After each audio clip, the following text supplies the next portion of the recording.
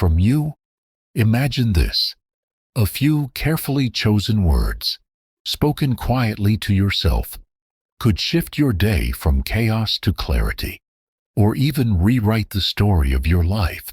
Sounds crazy, right? Maybe a little like magic. But what if I told you this isn't just some feel-good fantasy? It's a power rooted in ancient wisdom and cutting-edge science. Today, we're diving headfirst into a mind-blowing journey. How the Stoic art of mindful self-talk can turn life's wildest storms into your greatest strengths. And trust me, this isn't just poetic fluff. This is about you taking control, starting right now. If you've ever felt like life's throwing curveballs you can't catch, or if you're just curious about unlocking a hidden superpower you didn't know you had, stick with me. By the end of this, you'll not only see how your thoughts shape your reality, but you'll walk away with practical tools to start rewiring your mind today. Oh, and if you're a skeptic rolling your eyes thinking, "Thoughts can't change my life," I dare you to stay till the end. This might just flip your world upside down. So, grab a coffee or a snack, because we're going deep, and let's unlock the secrets together. Ready? Let's dive in. Picture this. One tiny thought, like a domino, starts a cascade that changes everything. Ever had a day where you woke up, stubbed your toe, and thought, "This day's already ruined"? Suddenly, everything snowballs. Spilled coffee, missed calls, bad vibes. Or maybe you've had the opposite. You tell yourself, "I've got this," and somehow the day feels lighter, stronger, yours. That's not a coincidence. It's a clue. Your mind's got more power than you think. And the Stoics, those ancient badasses of philosophy, knew it 2,000 years ago. Take Marcus Aurelius, Roman emperor, warrior, and Stoic legend. He didn't just rule an empire, he ruled his mind. In his private journal, Meditations, he wrote, "You have power over your mind, not outside events. Realize this, and you will find strength." Think about that. This guy faced wars, plagues, betrayal, and yet he believed the real battlefield was in his head, not out there. What's wilder? Modern science backs him up. Every thought you have isn't just a fleeting cloud. It's a spark that lights up your brain, carving paths that dictate how you feel, act, and live. Here's where it gets juicy. Neuroscience says your brain's like a living map. Every time you think something, "I'm a failure," or "I'm unstoppable," neurons fire, connecting through synapses, building roads in your head. Think negative thoughts a lot? You're paving a highway to Doubt City, but flip the script with positive, intentional self-talk. You're constructing a bullet train to Confidence Central. This isn't woo-woo. It's neuroplasticity, your brain's ability to reshape itself based on what you feed it. And the Stoics, they were the OGs of hacking that system. So, what's the hook here? If a Roman emperor and a lab full of brainiacs agree that your thoughts can steer your life, why aren't we all doing this already? Because most of us don't realize we're stuck on autopilot, letting random thoughts drive the car.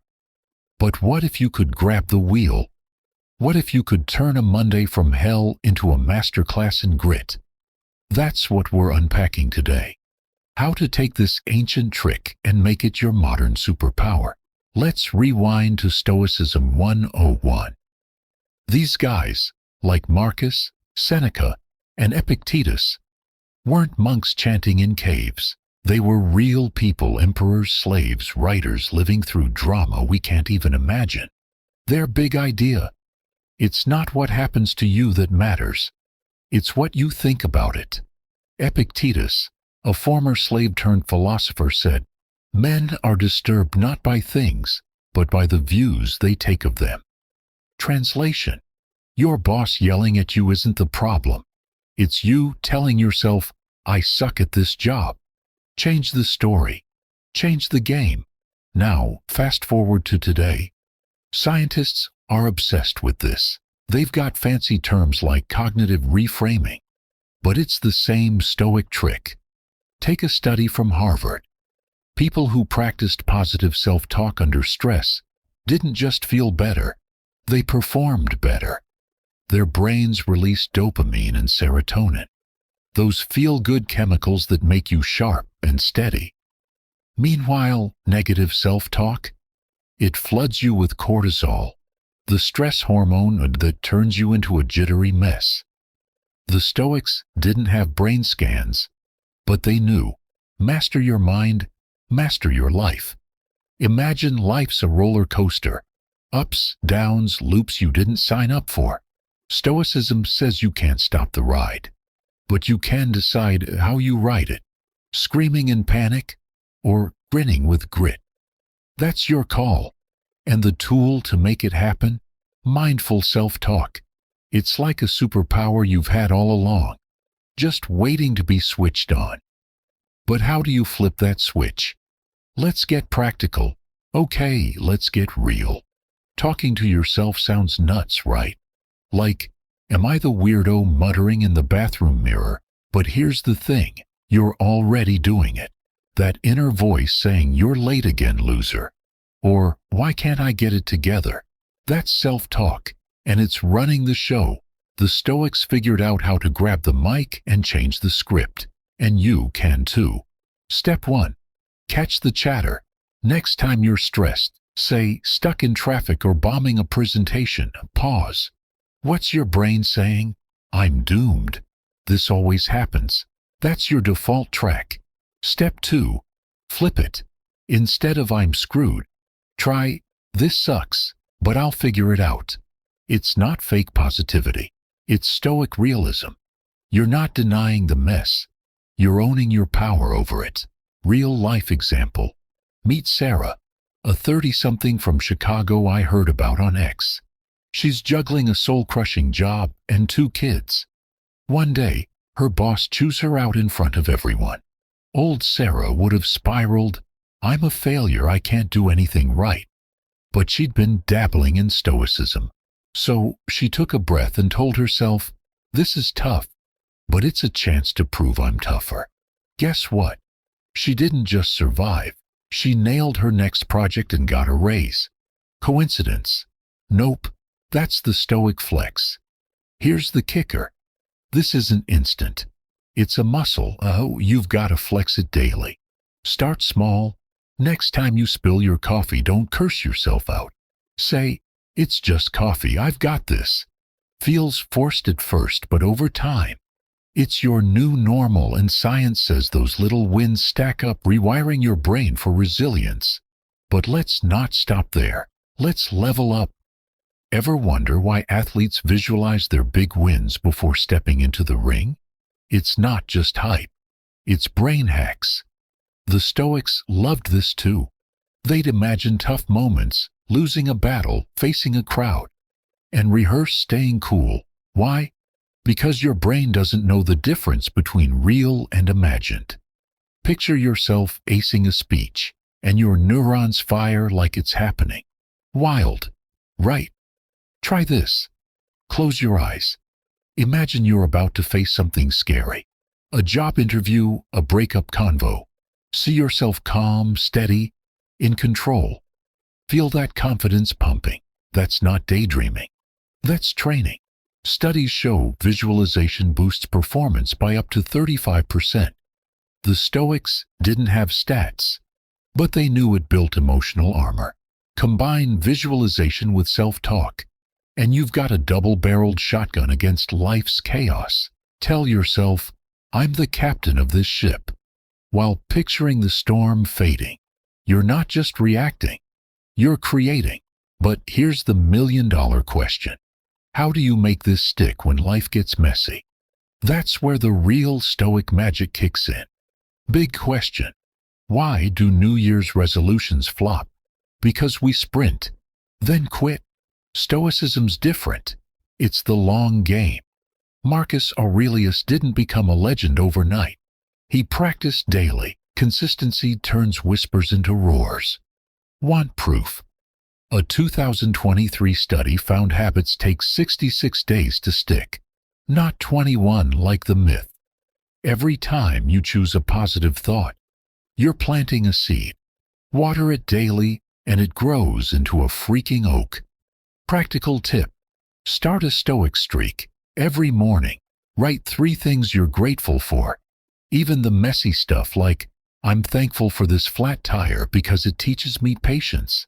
Sounds cheesy, but it's steel for your soul. Miss a day. No sweat. Stoics weren't about perfection, just progress. But let's dig deeper. Why does consistency matter so much? Think of your brain like a riverbed. One thought's a trickle, barely scratches the dirt. But repeat it daily, it carves a canyon. The Stoics called this ascesis, discipline training, not harsh self-denial, but steady practice to align your mind with your values. Take Seneca, another Stoic rock star. He'd review his day every night, asking, where did I go wrong? What did I learn? That's not guilt-tripping. That's sculpting a better self, one chisel at a time. Now, let's talk environment. Ever try eating healthy with a pantry full of donuts? Good luck. The Stoics knew this too. They ditched distractions to stay focused. Want to build better mental habits? Cut the noise. Maybe it's less doom scrolling X, or dodging that friend who's a negativity vortex. Small moves, big wins.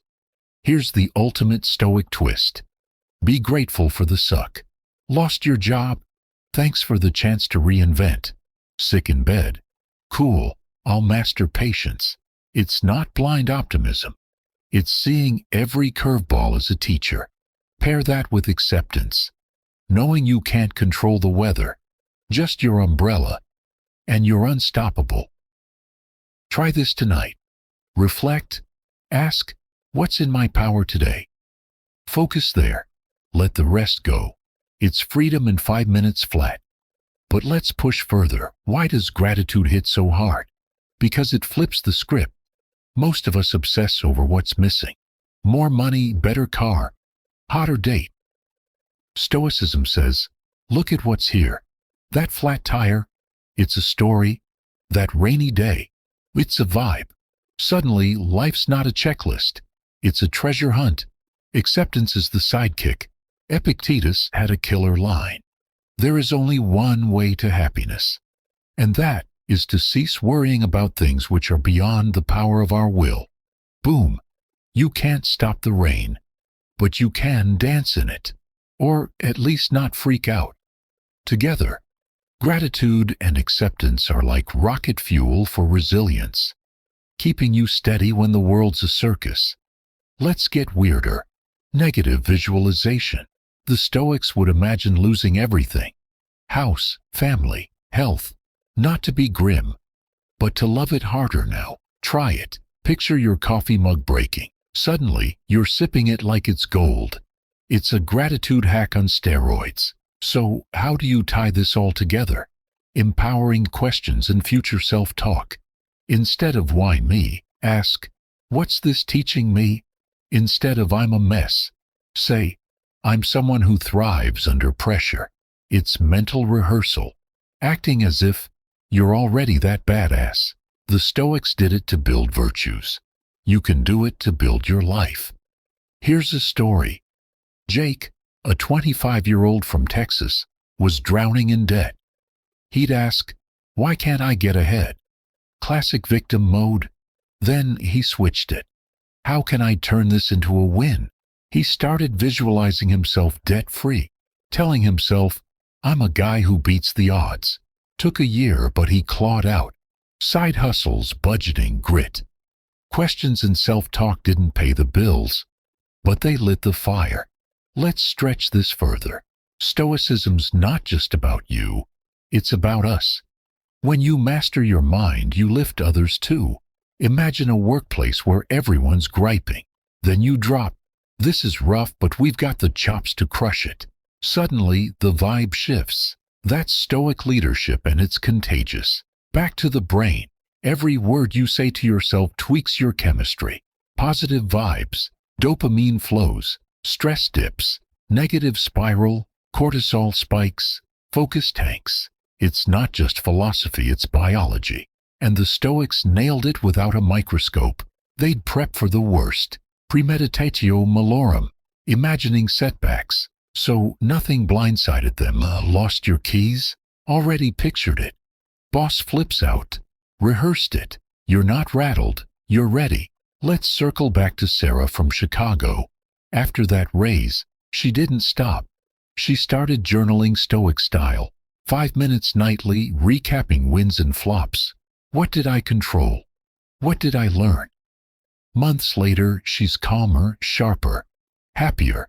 Not because life got easier, because she got tougher. Now, let's talk you. Ever had a day where everything clicked? Maybe you aced a test, nailed a workout, vibed with friends. What were you telling yourself? Probably not, I'm a disaster. Bet it was more like, I'm on fire. That's the spark. Catch it, fan it, make it your baseline. Stoicism says you don't need perfect days, just a perfect lens. Here's a curveball. What about the big stuff? Death, divorce, disaster. Stoics didn't flinch. They'd say, it's coming. How do I meet it? Not with dread, with dignity. Imagine facing a breakup not with I'm unlovable, but I'll grow through this. It's not denial, it's defiance. You're not life's punching bag. You're its sparring partner. Let's zoom out. Why does this matter in 2025? We're drowning in noise. Ads, X-rants, 24/7 news. Your mind's a battlefield, and the stakes are your sanity. Stoicism's your shield. Self-talk's your sword. Every I've got this is a swing at the chaos. Every this too shall pass is a block against despair. Here's the thing. Most people are losing that battle. Scrolling, reacting, spiraling, hooked on outrage, trapped in comparison, drowning in distractions. Every ping, every post, every headline yanks their emotions like a puppet on strings. It's not just exhausting, it's corrosive. But you don't have to play that game. You can cut the strings. You can step off the battlefield and choose how to fight. Not with anger, not with panic, but with clarity, with control. That's what the Stoics mastered. They lived in brutal times, wars, plagues, political betrayals. No noise-canceling headphones, no therapy apps, no wellness influencers preaching mindfulness. Just raw, unfiltered reality. And yet, they didn't just survive. They thrived. They trained their minds like warriors train their bodies. Not for comfort, but for resilience. Not for ease, but for strength. Think about it. Epictetus was born a slave.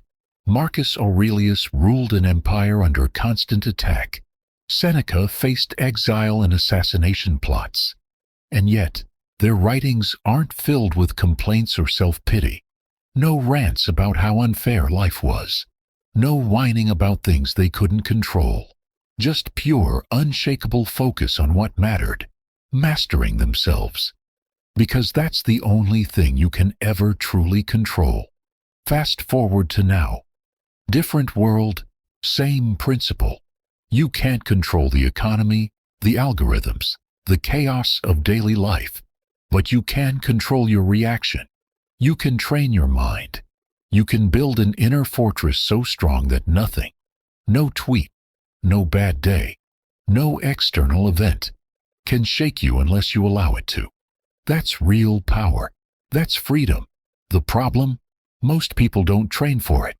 They train their bodies, sure, counting reps, tracking steps, pushing limits, but their minds, weak, fragile, easily knocked down by a rude comment, a bad day, a moment of doubt.